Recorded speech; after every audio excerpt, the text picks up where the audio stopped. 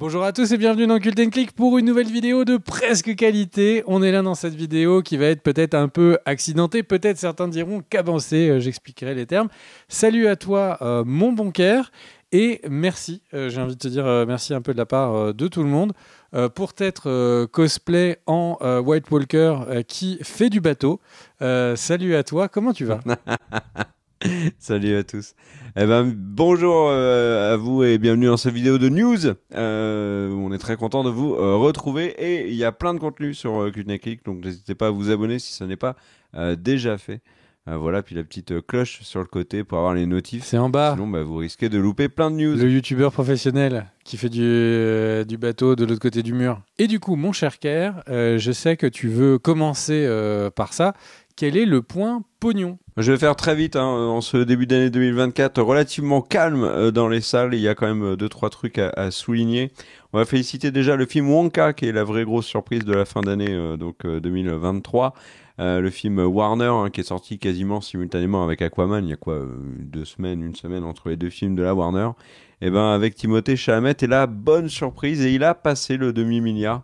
Et franchement, il le mérite, ce film en plus, il est très cool.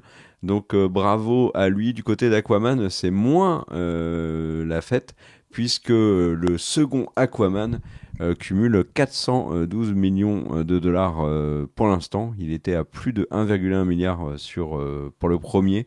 Donc c'est clairement un échec, même si certains disent qu'on s'attendait à pire. Oui, il aurait pu gagner 12 balles. Il en a gagné 412 millions, c'est bien, mais il est loin d'être rentable. Et il est surtout très loin de ce qu'avait pu faire le premier Aquaman. Par contre, pour Wonka, c'est vraiment une très belle surprise. Au niveau des surprises aussi, il y a une comédie romantique R-rated avec Sydney Sweeney et Glenn Powell. Donc Sydney Sweeney d'Euphoria, Glenn Powell, et qu'on verra dans Madame Web d'ailleurs dans quelques semaines. Et Glenn Powell, l'acteur de Top Gun Maverick, qui a passé les 100 millions de dollars au box-office. C'est une vraie grosse surprise aussi. Et pour l'instant, le succès de 2024 est avec Jason Statham. C'est The Beekeeper qui a dépassé lui aussi les... Alors, je vais peut-être dire une bêtise. Non, pas du tout. Qui a dépassé les 100 millions de dollars. Voilà, mais on attend les gros films de l'année Jason 2024. On va Statham voir qui est ce que va souvent donner pris la main dans le pot de miel. Voilà, tout à fait. Et on va voir donc film d'action avec Jason Statham bien sûr, et on va voir ce que vont donner les premiers gros blockbusters, entre guillemets les premiers gros films de l'année 2024. On a Madame Web qui arrive, mais on a aussi bien sûr Dune 2 dont la avant-première mondiale sera début février. Voilà mon cher Greg. Est-ce que comme toi, comme moi, tu attends le jour où Jason Statham fera le film qui sera le boulanger? Tu sais, parce que le beekeeper, donc l'apiculteur, comme ça tu te dis pas Jason Statham va être dans le prochain film, ça va s'appeler l'apiculteur. Et évidemment, bon, comme tous les films de Jason Statham, c'est une société secrète d'apiculteurs qui sont là pour tenir la démocratie. Et du coup, j'ai vraiment hâte de le voir comme ça dans les moulins de Provence, en train de, tu vois, de mettre la main comme ça dans la farine qu'il vient de tendre. Et en fait, on découvrira que cette farine, c'est du C4 et qu'il était là pour maintenir la population du coup en danger. Pour la vanne, mon cher Greg, Beekeepers dans le film, c'est une agence apparemment. Et par contre, c'est un film réalisé par David Ayer, qui est le réalisateur de Suicide Squad. Voilà. Premier du nom. Et très bien. Du coup, je vais enchaîner avec une petite news. Moi, quand je préparais les news de Cult & Click, j'ai commencé par une news que j'attendais plus que tout. La dernière fois qu'on a fait une vidéo de news, c'était quoi? Ma news majeure, c'était il y avait un combat de proxy chez Disney. Alors, pour ceux qui ne regardent pas Succession, qu'est-ce qu'un combat de proxy? En fait, une société en bourse a plein d'actionnaires. Ces actionnaires ne sont pas toujours d'accord. Et il faut qu'il y ait une majorité d'actionnaires qui disent « Ok, président Bob Iger, tu vas être président et on va suivre ton cap. » Si il y a plus d'actionnaires qui ne sont pas contents que d'actionnaires qui sont contents, Bob Iger, il dégage et on élit un nouveau président de la société. Le truc, c'est que du coup, le fait de combattre entre actionnaires, on va grouper, on va faire le Game of Thrones, on va dire toi tu viens avec moi, tu représentes 3% de la société, toi 8, donc du coup on a X, etc. Ça, c'est ce qu'on appelle un combat de proxy. Et c'est accessoirement ce qui fait tout le sel de la saison 3 de Succession. Et donc il y a un combat de proxy qui a lieu en ce moment chez Disney. Et du coup la dernière fois on vous avait un peu annoncé ça. Et là, là moi j'avais hâte de savoir qu'est-ce qui allait se passer. Et en fait, donc, en gros, si on résume, c'est Nelson Peltz qui a, avec Jay Raluso, donc Nelson Peltz, c'est quelqu'un qui gère un gros fonds qui possède beaucoup d'actions de Disney.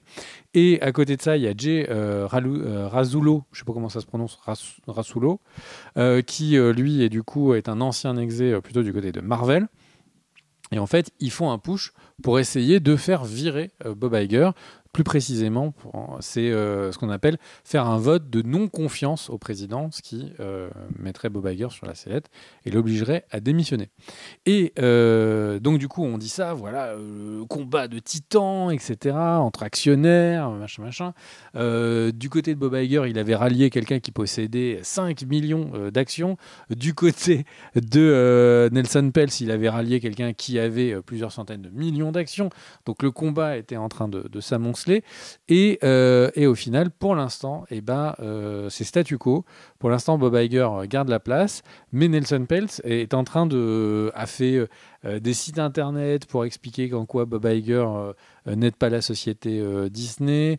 Il contacte en permanence tous les actionnaires, etc. Donc c'est vraiment un combat. Et c'est un combat. Alors au début, moi, j'avoue, je me suis dit, c'est peut-être parce qu'ils n'aiment pas les choix de Bob Iger et du coup, voilà, les derniers films sont mauvais, etc. Et du coup, je me suis dit, en fait, peut-être Nelson Peltz, c'est quelqu'un qui va essayer je sais pas, de renvoyer Disney sur des trucs un peu punchy ou peut-être faire des films qui ont plus d'ambition que ne l'ont eu les derniers films, comme par exemple The Marvels. Et ça n'a pas l'air d'être le cas. En fait, je me suis renseigné. Nelson Peltz, c'est pas la première fois qu'il essaye de virer Bob Iger. Et la dernière fois, en fait, il avait arrêté de faire ce premier combat de proxy. Pourquoi ? Parce que Bob Iger avait annoncé qu'il allait licencier des milliers de personnes. Donc en fait, Nelson Peltz a l'air de vouloir que Disney soit le plus rentable possible. Il n'en a rien à foutre de si les personnes sont licenciées, la qualité des films et tout. Donc bon... Est-ce que, vu cette information, c'est très intéressant de savoir s'il va prendre la direction ou pas ? J'ai envie de dire, ça fait un peu moins rêver que prévu. Mais ce qui est sûr, c'est que la grogne que nous, spectateurs, entre spectateurs, il y a de plus en plus un peu contre Disney, et bien là, c'est en train d'arriver du côté de Wall Street, et ça, il fait beaucoup moins rigoler les dirigeants. Mon cher Kerr, c'est à toi. Eh ben moi je vais faire le point pigeon, mon cher Greg, un point pigeon très rapide parce que pour l'instant c'est pas officiel, mais sachez que Netflix prévoit de réaugmenter ses tarifs et donc on n'a pas de date et de montant pour l'instant, mais en tout cas il y a un grand ponte de chez Netflix qui l'a confirmé dans la presse, ça a été largement relayé aux États-Unis. Et il y a une autre info qui a fuité, c'est que Netflix va supprimer définitivement l'offre essentielle. Alors vous allez me dire c'est déjà le cas. On l'avait dit, on l'avait couvert dans de précédentes news. Ils avaient supprimé l'offre essentielle, c'est-à-dire juste un écran mais pas de pub. Mais ceux qui avaient l'abonnement pouvaient le garder. Et bien là, ça va être terminé. Ceux qui ont l'abonnement ne pourront plus le garder. Ils devront choisir soit la version en dessous, soit la version au-dessus. Et cela s'accompagnera d'une hausse de tarifs. Donc le point pigeon. Le point où on nous prend un peu plus pour pas forcément nous donner plus. Voilà, on commence bien 2024, mais je creuserai ça un peu plus tard quand ça sera officiel. Donc du coup, tu vois, mon cher Greg, je ne t'ai pas demandé le fameux jingle pigeon, et je vais te parler d'autre chose. Je vais te parler du classement 2023 des programmes les plus regardés. On fait assez souvent un point là-dessus, et on vous avait notamment dit que la série Suits était un des gros cartons de l'année. Ça s'est confirmé. L'Institut Nielsen a révélé les 10 programmes les plus regardés de l'année. Enfin, ça a été repris en top 10 par Nielsen, mais ils ont bien évidemment bien d'autres données.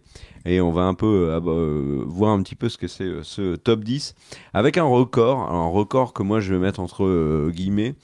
C'est le record de Suits, justement, donc série la plus regardée de 2023, mais même série la plus regardée sur une année sur les plateformes de streaming depuis que Nielsen fait le calcul, ils ont battu le record de The Office qui était en 2020.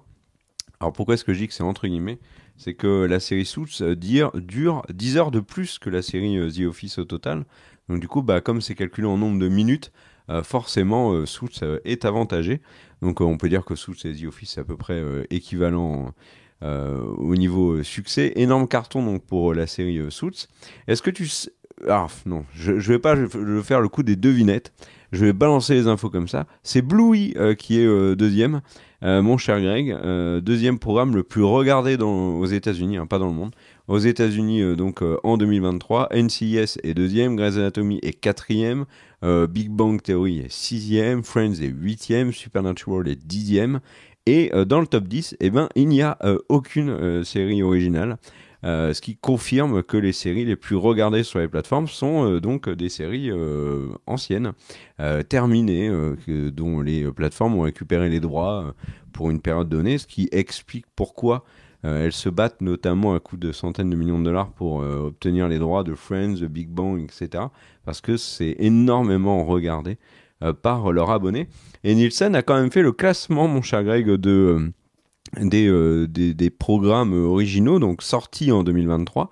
Et là, le numéro 1 est, je trouve, très étonnant, mon cher Greg. Je vais pas non plus te le faire deviner, je vais juste te dire que dans le top 10, il y a 1, 2, 3, 4, 5, 6, 7 séries Netflix. Donc ça confirme ce qu'on avait expliqué notamment sur le téléchargement illégal, que les gens ne téléchargeaient pas Netflix parce qu'ils étaient abonnés à Netflix, mais qu'ils téléchargeaient beaucoup les autres plateformes parce qu'ils n'étaient pas forcément abonnés. Là, c'est vraiment confirmé par ce tableau. Mais là où c'est une énorme surprise, c'est que cette série Netflix dans le top 10, mais pas le numéro 1. Et le numéro 1, mon cher Greg, ça va vraiment te scier. C'est Ted Lasso qui a été regardé, qui est la série qui est originale, qui a été la plus regardée aux États-Unis en 2023. Devant The Night Agent de Netflix, Ginny and Georgia de Netflix, Virgin River de Netflix, Love is Blind de Netflix, Jack Ryan de Prime Video en 6e place, je suis très surpris. On a beaucoup parlé notamment d'Ahsoka, de Secret Invasion, etc., etc. Rien de tout ça, Mandalorian, la saison 3 est 8e, mais il n'y a pas du tout les autres séries de Disney+. C'est la seule présence de Disney+, dans le classement. Donc on le voit, hein, Bluey, deuxième programme sur Disney+, mais ça n'est pas une production Disney. Et puis du côté des séries donc originales, il n'y a donc que Mando qui occupe la 8e place. Donc voilà pour ce classement, mon cher. Est-ce que tu es étonné par Ted Lasso premier? Oui, et j'ai presque envie de te dire, est-ce que ça ressemble beaucoup à quelque chose qui serait... Parce que on est d'accord que Apple TV n'est pas la plateforme la plus suivie de la planète. Est-ce que ça correspondrait pas tout simplement à un moment où ils ont offert... Parce que je sais que par exemple, sur certains des appareils qu'on a, j'ai eu la notification, on vous offre Apple TV pour plusieurs mois. Est-ce que c'est pas tout simplement parce que beaucoup de personnes, voire peut-être tous les personnes qui ont des appareils Apple ou certains abonnements, n'auraient pas eu en fait l'Apple TV pendant Apple TV Plus pendant quelques mois. En tout cas, je sais que autour de nous, peut-être maison, en tout cas, le prix de Apple TV a augmenté cette année. Donc peut-être qu'il y a eu des moments gratuits, ça je ne sais pas. En tout cas, le Apple TV coûte plus cher en 2023 qu'en 2022. Mais c'est très étonnant, je trouve. Et il y a un truc qui m'a aussi étonné, mon cher Greg, dans cette news, c'est qu'il n'y a pas One Piece, la saison 1. Elle n'est pas dans le top 10. Et pourquoi est-ce que je faisais le parallèle avec le téléchargement illégal? C'est que dans la précédente vidéo news, on parlait du succès sur les sites pirates, hein, ne téléchargez pas, des séries Disney+, etc., qui, elles, sont toutes là. Mais par contre, il n'y a pas de série Netflix. Donc c'est pour ça qu'on faisait le parallèle. Donc, et ça semble, pour moi, évidemment, se confirmer. L'absence de One Piece m'étonne beaucoup, je trouve. Voilà, à toi, mon cher Greg. Eh bien, toi, tu faisais le point sur qui a gagné en audience. Et du coup, moi, je voulais faire un point sur qui a gagné dans les plateformes de streaming en pesetas, roupies, yens et dollars. Et en fait, à ça, ce qu'on voit, c'est que Peacock a annoncé qu'ils avaient perdu dans les 825 millions de dollars sur l'année, alors qu'ils ont 31 millions d'abonnés. Paramount CEO a dit qu'ils allaient devoir cette année se concentrer pour couper les coûts parce que du coup ils ont pas assez de revenus. Disney, on vous l'a déjà dit à plusieurs reprises, ça va pas bien du tout. Et du côté de Netflix, eh bien l'action a fait un saut à Wall Street. Pourquoi ? Parce que le 23 janvier, ils ont annoncé qu'ils avaient fait la deuxième plus grosse croissance d'abonnés. Ils auraient gagné 13 millions d'abonnés sur un trimestre, ce qui est juste complètement fifou. Et donc du coup, eh bien, là, tout de suite, il y a plein d'analyses financiers, de personnes qui expliquent que du coup, Netflix est le seul à avoir l'air de gagner de l'argent, parce que c'est pas qu'une question de croissance d'abonnés. Ils ont aussi annoncé plus de revenus que d'habitude. Et à ça, donc Netflix a visiblement vraiment, c'est incroyable à quel point ça peut se passer vite, parce que Netflix a pivoté sa stratégie de manière assez importante. Et du coup, le premier truc, donc, c'est qui a gagné financièrement, c'est Netflix. Deuxième chose, qu'est-ce que Netflix va faire en profitant de sa position de leader ? Eh bien, le premier truc, c'est qu'en fait, ils ont proposé aux autres plateformes de dire « Mais ne vous inquiétez pas, je vais vous racheter du contenu ». Et du coup, les autres plateformes qui, elles, perdent de l'argent, donc par exemple Warner, a annoncé qu'ils allaient vendre un peu plus de contenu à Netflix, ce qui, du coup, a créé encore plus de baisse du côté de Warner, puisque les gens ont dit, mais du coup, qu'est-ce qu'il va y avoir sur votre plateforme si vous vendez à Netflix ? Donc Netflix tire les avantages de cette position de leader. Le deuxième point sur ce changement de stratégie de Netflix, c'est qu'ils ont annoncé un deal de 5 milliards de dollars pour avoir pendant 10 ans la WWE. Alors la WWE, c'est le catch.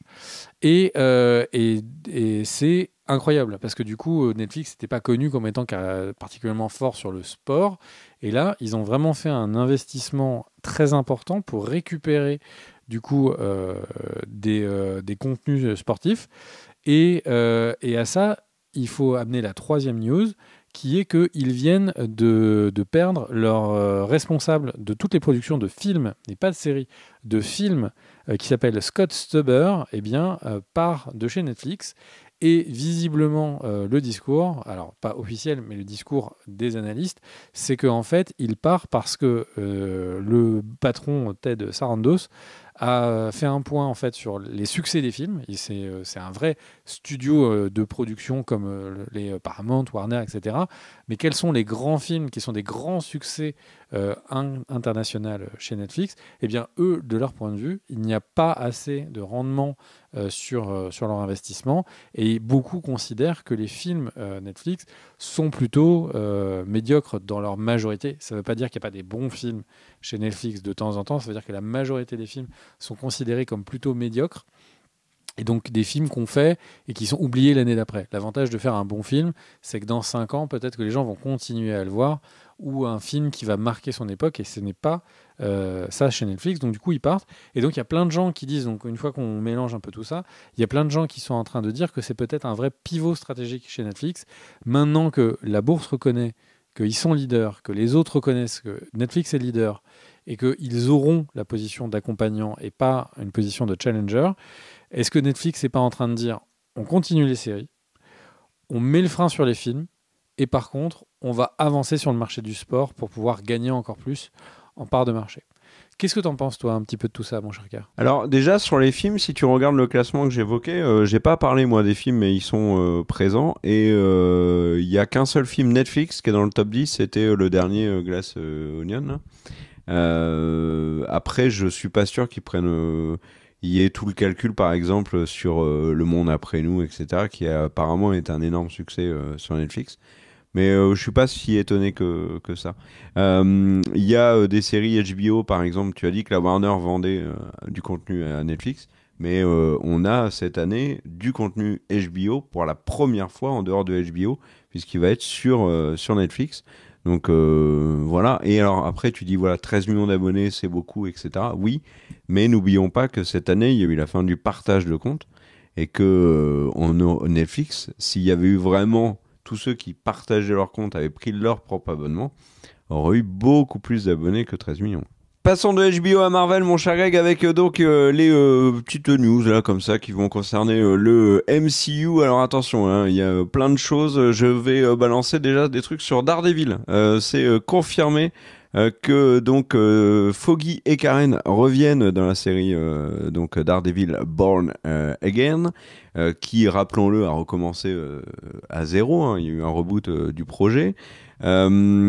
D'ailleurs, on en parlera dans une autre vidéo parce qu'il y a vraiment beaucoup de choses à dire sur ce Daredevil Born Again. Alors, on est au stade de rumeur, mais apparemment le personnage de Muse serait dans pas le groupe, hein. Le personnage de Muse serait dans la série pour être le méchant. White Tiger pourrait également apparaître. Voilà. Qu'est-ce qu'il y a d'autre du côté de Marvel? Tatiana Maslany, donc l'héroïne de She-Hulk, celle qui incarne She-Hulk, la cousine de Hulk, a très clairement fait comprendre que pour elle, il n'y aurait pas de saison 2. En rigolant, elle a dit qu'ils avaient utilisé tout le budget dans la saison 1. Et la saison 1 qui a coûté plus de 200 millions de dollars. Et ben sache, mon cher Greg, que la série Echo, qui est la première série du label Marvel Spotlight, qui est sorti donc en janvier, a coûté 5 fois moins cher que She-Hulk et Secret Invasion. Donc voilà, ils avaient dit que c'est une petite série sur le côté. Ils ont mis 40 millions sur la série. Donc voilà, et honnêtement, elle n'est pas moins mauvaise que She-Hulk et Secret Invasion. Donc en termes d'investissement, je pense que Disney est davantage satisfait d'avoir mis 40 millions sur Echo que 225 sur She-Hulk et plus de 200 sur Secret Invasion. Il y a pas mal de news autour du film Thunderbolt, mon cher Greg, avec des problèmes autour du film. On rappelle, le tournage a été décalé. Et comme le tournage a été décalé et que le tournage concerne énormément d'acteurs qui sont très demandés, eh ben, il y en a qui quittent le projet. Stephen Yeun, qui devait jouer Sentry, donc Glenn de The Walking Dead et Héros de Beef, qui vient de gagner plein de prix, a du coup quitté le projet. Ça, on l'avait déjà dit. Et c'est tant mieux pour lui, je pense, parce que sa carrière explose. Et il enchaîne les bons films et les bonnes séries. Il commence à être vraiment reconnu à sa juste valeur. Et c'est le cas également d'Ayo Edebiri, donc qui est l'actrice principale de la série The Bear, donc avec Jeremy Allen White. Donc elle a le rôle féminin le plus important de la série. Elle qui a gagné notamment un Golden Globes récemment. Et ben elle devait jouer dans la série dans un rôle inconnu. Et dans la série, non. Elle devait jouer dans Thunderbolt dans un rôle inconnu. Et elle quitte le projet. Elle est remplacée par une autre actrice de série qui s'appelle Geraldine Wiswanathan. Et sachez également que Lewis Pullman, qui est le personnage masculin le plus important de la série Lessons in Chemistry, avec Brie Larson, qui est sur Apple TV+, et que je vous conseille, qui est très bien d'ailleurs cette série. Lewis Pullman devrait lui, donc il a rejoint Thunderbolt, et il devrait lui jouer Sentry. Donc voilà. Le projet Thunderbolt, moi je le sens moyen, d'autant plus qu'il y a beaucoup de rumeurs qui disent qu'Harrison Ford ne jouera pas dans le film finalement. Donc voilà, et qu'il y a aussi pas mal d'acteurs qui auraient refusé. Et c'est notamment le cas de Austin Abrams, à qui on avait proposé de jouer Sentry. Austin Abrams, c'est un acteur qui avait joué dans la saison 1 d'Euphoria. Donc voilà pour Marvel. C'est pas foufou. Sachez juste que globalement, une des rumeurs qui revient le plus, et qui emballe les fans sur l'année 2023, c'est la diffusion du trailer de Deadpool 3 lors du Super Bowl. Voilà mon cher Greg pour les petites infos Marvel qui sont pas folichonnes, faut bien le reconnaître. À toi. Effectivement, tu as raison, c'est pas forcément des choses qui sont très enthousiasmantes. Puisque tu me parles de petites news pas folichonnes, alors je vais juste vous dire 2-3 petits trucs. La première news, c'est qu'il y a eu, vous êtes tous au courant qu'il y avait des grosses grèves des scénaristes et des acteurs. Les réalisateurs, il n'y a pas eu lieu. Ils ont eu tout de suite l'augmentation qu'ils ont demandé et du coup, ça a été réglé. Et puis là, dans la presse, il y a eu un avenant à l'accord qu'ils ont eu instantanément. Donc visiblement, les studios ont eu peur que en fait, les réalisateurs décident de quand même aller à la grève. Et en fait, ils ont rétroactivement accepté que les réalisateurs aient des bonus sur les séries et films à succès des plateformes de streaming. Donc en gros, si vous réalisez une série que personne ne regarde, vous aurez votre salaire et puis c'est tout. Si vous réalisez Squid Games, vous aurez un très gros bonus sur votre salaire en plus. Ça, c'est petit truc. Deuxième point, il y a un procès qui est contre Kirkman. Donc, c'est le créateur des comics de Walking Dead. Merci, Kerr, de faire le visage et de montrer la teinte d'un marcheur. Et le truc, c'est que donc Kirkman, qui est aussi donc le créateur donc de Invincible, eh bien, a été en procès avec William Crabtree, qui était donc un coloriste, qui n'était affiché que coloriste sur les 50 premiers épisodes. Et en fait, je parle des épisodes de comics, hein, comprenons-nous bien. Et le truc, c'est que celui-ci l'avait attaqué en disant qu'il avait fait un contrat malicieux et qu'il lui avait que Kirkman avait fait en sorte que, en gros, Crabtree accepte qu'il ne soit plus le co-créateur, mais seulement noté en coloriste en échange de sa paye et tout, et du coup il revenait contre lui. Eh bien, ce procès ne va pas aller au bout puisque Kirkman a décidé de le payer tout simplement, et pour que ce procès disparaisse quelques jours avant que le procès se termine. Je suppose qu'Amazon Prime n'avait pas envie qu'il y ait une nouvelle personne qui vienne la voir en disant toc toc toc, la série elle est aussi à moi, et que de l'argent a dû passer de main en main. Petite supposition de mon côté. On enchaîne avec George Carlin, qui est un humoriste que vous ne connaissez peut-être pas comme moi, mais qui a fait un procès à certaines intelligences artificielles qui génèrent de la comédie, parce que du coup ils se sont rendus compte que les IA avaient été entraînées sur une de ces vidéos, un de ces spectacles, et du coup il leur fait un procès pour copyright. Donc ça, déjà donc les IA font de l'humour visiblement. Et de deux, en plus, eh bien, elles ont l'air. Et elles vont au tribunal. Et donc, est-ce que les IA vont aller à Copy Comic ? Voilà, c'est la question qu'on peut se poser. Je te laisse faire les news d'après, mon cher Pierre. Je vais vous parler de quelques cérémonies et de leurs palmarès qui ont eu lieu récemment. Vous avez parlé des Golden Globes dans la précédente vidéo. On va faire maintenant les Emmy Awards, qui récompensaient les séries. Et alors, vous allez voir, hein, c'est comme les Golden Globes. Ce sont exactement les mêmes séries qui ont été portées à nu. Nous avons côté série dramatique Succession qui a tout raflé. Meilleure série dramatique, meilleur acteur pour Kieran Culkin, meilleure actrice pour Sarah Snook, etc. Matthew McFadden au meilleur second rôle. Enfin, c'est un carnage. Et ça a l'air plus que mérité. Et côté série comique, c'est The Bear. Et ça, c'est chouette. Alors, même propos que pour les Golden Globes. C'est dommage pour Ted Lasso. Ted Lasso avait tout eu l'année d'avant, donc là cette fois c'était autour de The Bear. La série le mérite largement. Jeremy Allen White, meilleur acteur, Ayo Edebiri, je l'ai dit tout à l'heure, pour meilleure actrice dans un second rôle. Ebon Moss, alors lui j'arrive pas à dire son nom de famille, j'espère qu'il ne m'en voudra pas. Ebon Moss Bachrach pour meilleur second rôle masculin. Et du côté des mini-séries, c'est Acharné, Biff, qui a tout gagné. Donc il y a vraiment 3 séries qui ont complètement dominé les 3 grandes catégories. Donc ça, c'est cool. Petite anecdote quand même qui l'est un tout petit peu moins. Elle concerne Better Call Saul. Better Call Saul a été nominé 53 fois aux Emmy Awards et n'en a gagné aucun. C'est terrible pour la série Better Call Saul qui a été absolument acclamée, mais qui malheureusement est tombée face à d'autres séries prestigieuses, et il n'y a rien eu pour Better Call Saul. C'est rude. Deuxième cérémonie, les Critics' Choice Awards, alors qui ont eu un intérêt important parce qu'elles apparaissent comme les grandes répétitions avant les Oscars, et ils ne font pas de distinction entre côté dramatique et côté comédie pour ce qui est des acteurs et des actrices. Et du coup, on a eu une première tendance de qui potentiellement était le favori pour les Oscars. Aux Golden Globes, on a eu une meilleure actrice comédie, une meilleure actrice côté dramatique. Et ben, alors que Lily Gladstone de Killers of the Flower Moon était largement donnée favorite pour les Oscars, c'est finalement Emma Stone pour Poor Things qui s'est imposée aux Critics' Choice Awards, donc on pourrait être amené à avoir une surprise.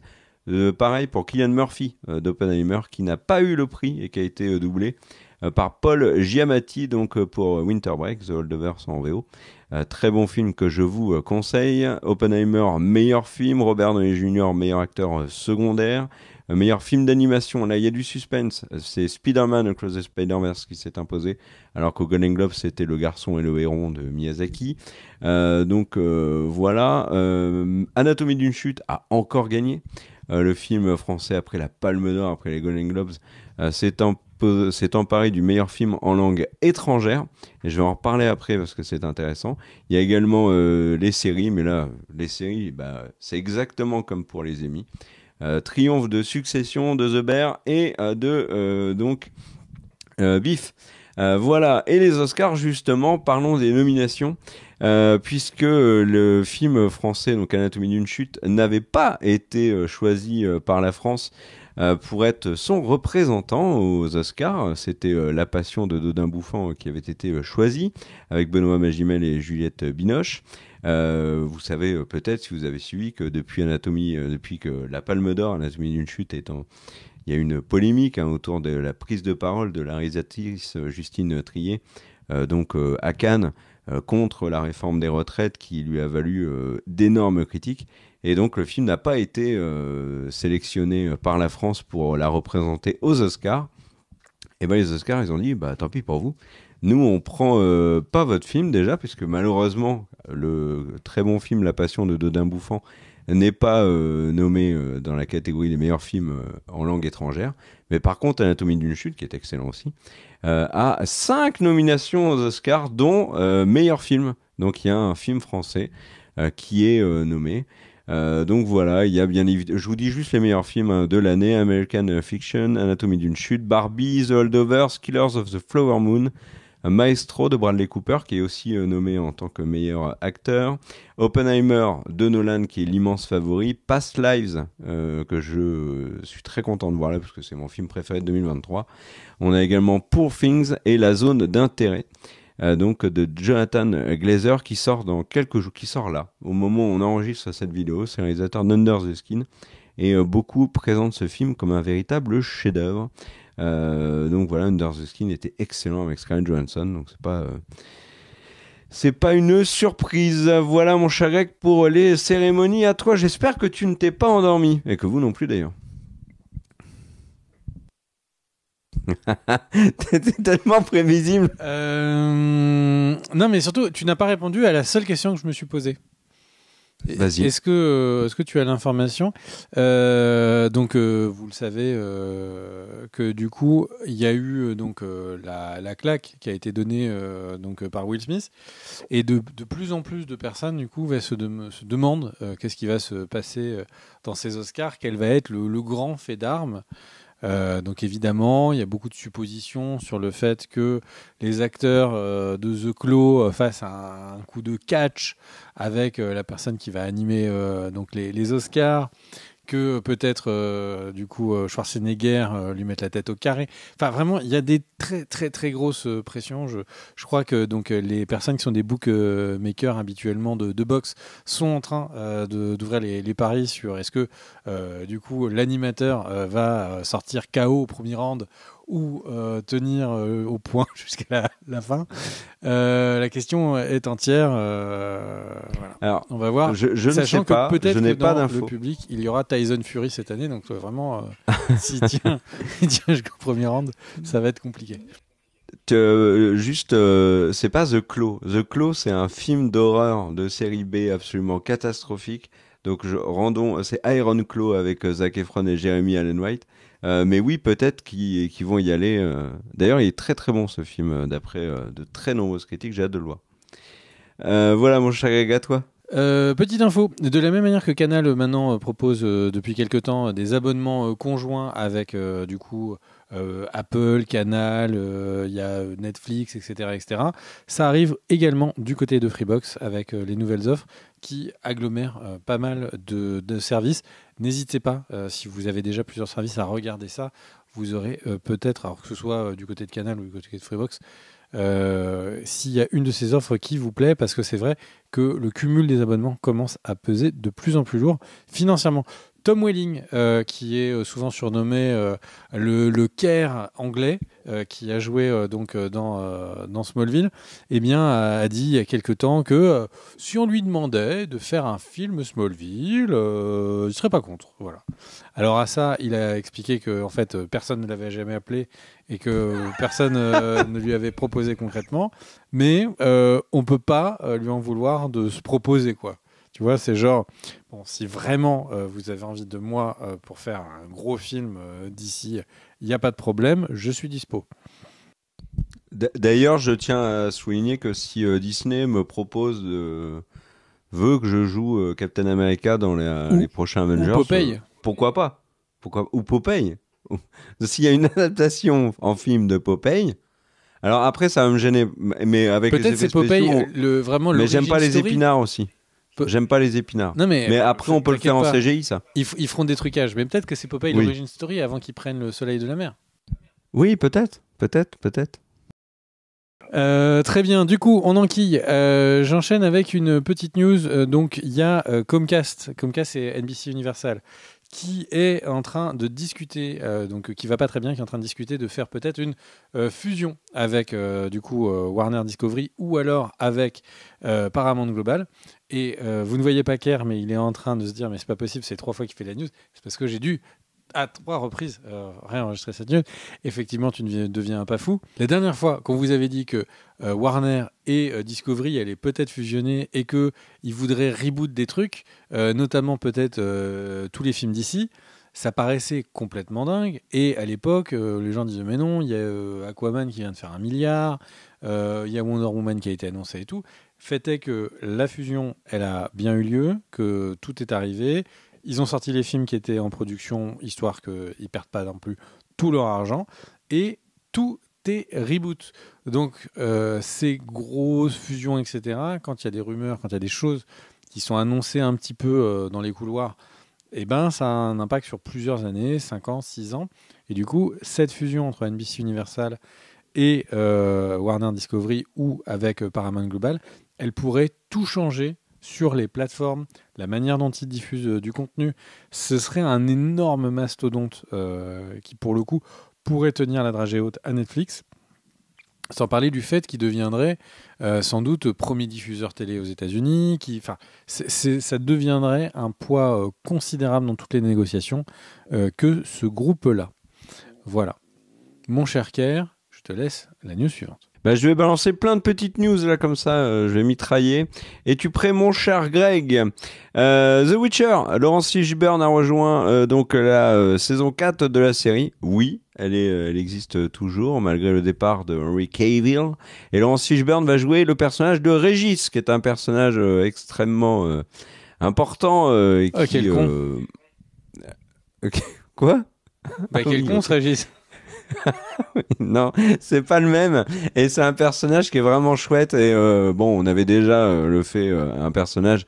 Alors il y a toute une troupe autour de Geralt qui va arriver, qui donne vraiment les meilleurs moments, moi je trouve, des bouquins. Et donc on a déjà eu Milva. Là, il y a Régis qui arrive, incarné par Laurence Fishburne. C'est qui Laurence Fishburne? Il joue récemment là dans John Wick, mais c'est surtout Morpheus. Et puis il a perdu son job de Matrix. Donc voilà, il y a Matt Smith. Il faut quand même le dire, il a perdu son job il y a pas très longtemps, Régis. Il a laissé sa place à quelqu'un, à une aveugle dans le bus, et c'est comme ça qu'il a perdu sa place de chauffeur de bus. C'est vraiment quel con ce Régis. Je te laisse enchaîner parce que là j'ai l'impression que ce mur de vanne t'a complètement décoiffé. Ouais, je comprenais pas. Matt Smith, donc qui joue Daemon Targaryen, a fait une boulette en interview. Il a dit House of the Dragon saison 2 c'est en août. Sauf qu'en fait, ça avait pas été dit que c'était en août. Donc voilà, donc House of the Dragon ça devrait arriver Donc, comme on l'avait dit, c'est-à-dire pendant les JO, ce qui devrait permettre donc à la France d'avoir Max, donc la plateforme de HBO et de la Warner, de disponible et donc potentiellement pas sur le Pass Warner comme on le connaît actuellement. Le film, la version R-rated de Rebel Moon, qui est donc la Snyder Cut du film de Snyder, Rebel Moon Part 1, bien évidemment, devrait sortir cet été. Pas plus de précision, mais on espère peut-être que Matt Smith, dans une interview, va dire Rebel Moon, rated ouais, c'est en août. On verra ça. Donc, on n'a pas parlé de ça dans les précédentes vidéos, mais on peut le dire là, un mot très rapide. Tom Cruise a signé un énorme contrat avec la Warner pour faire des films et potentiellement des franchises. Mais néanmoins, comme c'est pas une exclusivité, eh ben, il a signé avec Paramount pour, et c'est très étonnant, faire un nouveau Top Gun. Vu le carton de Top Gun Maverick, j'étais ironique bien évidemment quand je disais que c'était étonnant. Autre truc qui, pour le coup, peut être sympathique, c'est une rumeur concernant une version What If de chez Star Wars, mon cher Greg. Donc, par exemple, on pourrait avoir un What If. Que se serait-il passé si les scénaristes du Réveil de la Force avaient du talent, ou s'il y avait une cohérence dans la postologie, etc. Ça va être très chouette. Donc voilà, et sachez également, alors, un What If sur Star Wars, t'en penses quoi? Pourquoi pas? Je me dis si. Ouais. Sache qu'il y a eu énormément de rumeurs sur l'annulation du film sur Rey, qui ont été totalement démenties par Disney. Donc voilà. Petit mot sur la nouvelle saison de True Detective Night Country, donc qui est le nom de la nouvelle saison de True Detective, qui signe un bon démarrage sur HBO. Donc avec Jodie Foster, très bien. Allez, j'en fais encore une dernière si tu me le permets, mon cher Greg, pour vous dire que Millie Alcock d'House of the Dragon, donc c'était Rhaenyra jeune, et ben Millie Alcock est officiellement la Supergirl du nouveau DCU de James Gunn, du DC Universe. Et elle sera l'héroïne du film Supergirl Woman of Tomorrow, qui est l'adaptation donc du comics du même nom, qui est vraiment un comics très original sur Supergirl, qui est très bon, et j'espère que le film le sera aussi. Pour moi, c'est un excellent choix de casting, mon cher Greg. T'en penses quoi, Millie Alcock en Supergirl? Je me dis pourquoi pas, et si. Merci pour ces analyses pointues. À toi. Eh bien, merci à toi, Jean-Michel, à toi. Du coup, eh bien, il y a des rapports qui ont été diffusés sur le volume de production de séries aux États-Unis. Beaucoup de personnes disent qu'on est dans l'ère de la peak TV, c'est-à-dire le moment où il y a le plus de production de séries aux États-Unis. Et en fait, les analystes disent que, en fait, oui, c'était le pic. Et comment c'est que c'est le pic? Ben, c'est que c'est fini. Entre l'année dernière, 2023, et 2019, il y a moins de la moitié d'épisodes de séries qui ont été produites. Donc, effectivement, et évidemment, 2019 était un des records, comme il y avait beaucoup de commandes. Et pour vous donner une idée, il y avait 633 productions en 2022 et en 2021 approximativement. Et il y en avait 510 en 2020. Et tandis que là, il y en a 481 l'année dernière. Donc ça fait vraiment un pic. Et là, ça redescend. Ce qui va avec les news qu'on vous a fait tout à l'heure en disant que ils sont tous en train de se dire que ça va pas bien, qu'il faut faire attention à leurs coûts, qu'il faut se reconcentrer sur les business et tout. Bah là, c'est le cas. Il y a déjà le nombre de séries est en train de s'effondrer. Après, j'ai envie de dire, de vous à moi, alors j'exclus Kerr de la discussion, mais qui a le temps de regarder toutes les séries? Voilà. J'ai envie de dire, il faut vraiment être un marcheur blanc de l'autre côté du mur pour avoir du temps pour regarder tout ça. Mais en tout cas, personne. Une petite news, mon cher Kerr, parce que je sais que c'est ton acteur préféré, James Van Der Beek, qui est donc l'acteur qui jouait Dawson, dont tu aimes bien parler. J'étais en train d'essayer de me dire, mais c'est qui déjà vient James de perdre un procès. Quelqu'un lui avait promis que s'il animait 40 épisodes de podcast, eh bien, il aurait $700 000 de paiement. Et en fait, c'était bidon. Et du coup, il leur a fait un procès. Voilà. Et donc, ça te permet un peu de savoir combien coûte du coup James Van Der Beek pour des vidéos, si jamais tu voulais me remplacer pour quelqu'un qui, au moins, sait pleurer à l'image. Du coup, voilou, je crois que j'ai une autre news, mais je ne sais plus où elle est. Oui, une news hyper importante en plus. Une news hyper importante, mon cher Kerr. Tu me parles tout le temps. Vraiment, Kerr, si dans la vie privée, là en vidéo, il peut être sympa et tout, dans la vie privée, il n'y a pas un jour où il ne me parle pas de la neutralité du net. Et c'est son sujet. Voilà. Kerr est un fou de la neutralité du net. Et en fait, découvre tous les de jours. la même manière que Netflix, hein, les deux se rejoignent souvent sur ce combat. Qu'est-ce que la neutralité du net? C'est qu'une octet vaut une octet. Donc, c'est-à-dire qu'une vidéo, une octet d'une vidéo sur YouTube doit être aussi facile à télécharger que d'une musique sur Spotify ou que d'un PDF de votre travail que vous récupérez. Et en fait, à ça, il y a les fournisseurs d'accès Internet, et eux disent, bah non, mais en fait, la vidéo, ça pèse plus lourd sur le réseau que vos mails, donc on veut que YouTube, on veut que Netflix paye de l'argent. Et en plus. Et du coup, eux disent, Netflix et tout, disent, bah non, mais les gens payent déjà leur abonnement et ça inclut les tuyaux pour leur envoyer les vidéos. Le combat que Kerr mène tous les jours dans sa tête, c'est qu'en fait, il dit...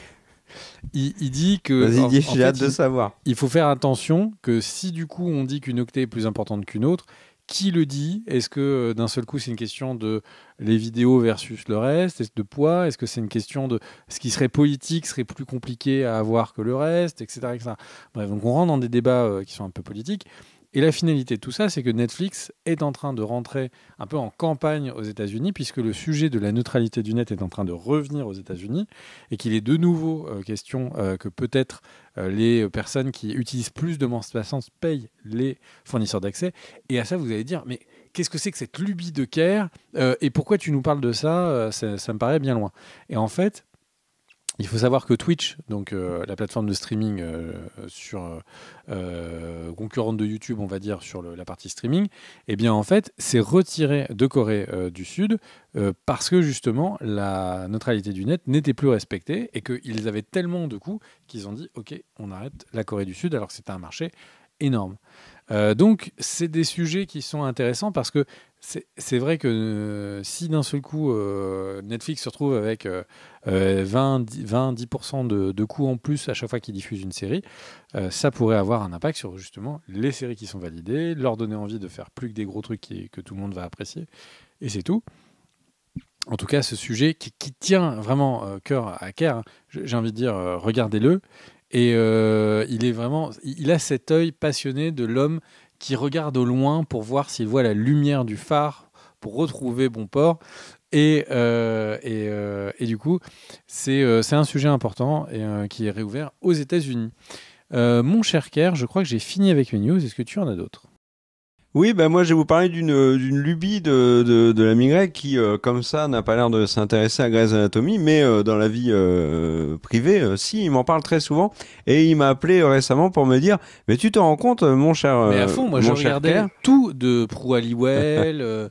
Enfin, vraiment, les sœurs Halliwell, c'était vraiment toute mon enfance. Mais Grey's Anatomy, c'est pas ça. Il m'a dit, oui, mais tu te rends compte, le 14 mars, déjà, note-le dans ton calendrier. Alors, je note que le 14 mars, c'est le 14 mars. Et il y a le retour de Grey's Anatomy, et c'est le 421e épisode de la série.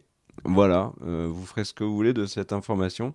Non, moi je vais vous parler d'autre chose plus sérieusement pour vous dire que Guy Ritchie, qui tourne énormément, va faire un nouveau film qui s'appelle The Fountain of Youth, avec John Krasinski et Natalie Portman. C'est l'histoire d'une frère... non, je vais le mettre dans l'ordre. C'est l'histoire d'un frère et d'une sœur qui décident de partir à la recherche de la fontaine de Jouvence. J'espère qu'ils vont pas tomber sur Jack Sparrow. Et puis je vais vous terminer avec une petite news, mon cher Greg. On avait déjà parlé dans la précédente vidéo du casting de la saison 2 de The Last of Us, avec l'arrivée de Kathleen Dever notamment, qui va jouer Abby, et ben sachez que l'actrice Isabella Merced, qui est très demandée actuellement à Hollywood, c'est l'actrice qui a joué notamment dans Dora l'exploratrice, qu'on a vu dans le dernier Transformers, et qu'on va voir cette année dans Madame Web, dans le film, le prochain Alien, donc Romulus, cet été, et qui a un rôle qui est Hawkgirl, je crois, dans le Superman Legacy et dans le DC Universe. Et ben Isabella Merced va jouer Dina dans la série donc The Last of Us saison 2. Dina, personnage majeur de la deuxième partie donc de The Last of Us, du deuxième jeu. Sachez également que Youmf Mazino, qui est un acteur de la série Beef, donc acharné, va jouer le personnage de Jesse. Voilà pour le casting de The Last of Us saison 2 qui se dessine bien, je trouve. Et pour l'instant, il n'y a pas d'erreur de cast. Je trouve ça très cool. Moi, Ah non, j'ai une dernière news, mon cher Greg, à te dire. Un truc que j'ai trouvé assez dingue, c'est qu'actuellement, il y a un film qui est en préparation qui s'appelle Roadhouse, qui est un remake d'un film avec Patrick Swayze. Feu Patrick Swayze, avec Jack Gyllenhaal. Le réalisateur, c'est Doug Liman. Et Doug Liman, il a dit qu'il n'irait pas à l'avant-première du film et qu'il allait boycotter son propre film. Et la raison, c'est quoi ? Et c'est qu'en fait, quand il a signé pour faire le remake de Roadhouse, il a signé avec MGM. Sauf que depuis, MGM a été racheté par Amazon. Amazon a dit à Doug Liman, t'inquiète Doug, nous allons le sortir au cinéma. Et depuis, Amazon, une fois que le film est terminé, Amazon a dit à Doug Liman, au fait, il sort directement sur notre plateforme, un peu comme elle a été Saltburn donc en fin d'année, qui était un énorme succès sur Prime Video, film que je vous conseille d'ailleurs. Du coup, Doug Liman est hyper vénère et il a dit que c'était hors de question pour lui. Et donc, il va boycotter son propre film. Voilà. Cocasse, hein, comme histoire pour terminer les news. J'ai envie de dire pourquoi pas, et si. Allez, je te laisse le mot de la fin. Eh bien, le mot de la fin, je pense, c'est... J'ai pas le droit à 2 mots ? Si, tu as le droit à 2 mots. Et 3 ? Oui, aussi. Eh bien, si j'ai le droit à 3 mots, je dirais marée, salante. Des bisous à tous. On se retrouve très vite. N'hésitez pas à vous abonner si ça n'est pas fait. Si vous étiez déjà en train de dormir, désolé d'avoir parlé fort sur la fin de la vidéo. Ça va peut-être vous a réveillé. Merci. N'hésitez pas à laisser un commentaire. C'est une manière de nous soutenir. Ouais. Et évidemment, d'aller sur Tipeee. C'est un moyen de financer les vidéos. Donc, merci à vous. Et très vite, des bisous, on se retrouve. J'ai envie de dire, ça dépend de vous. Hein. Quand est-ce que vous revenez sur la chaîne ? Des bisous, ciao ciao.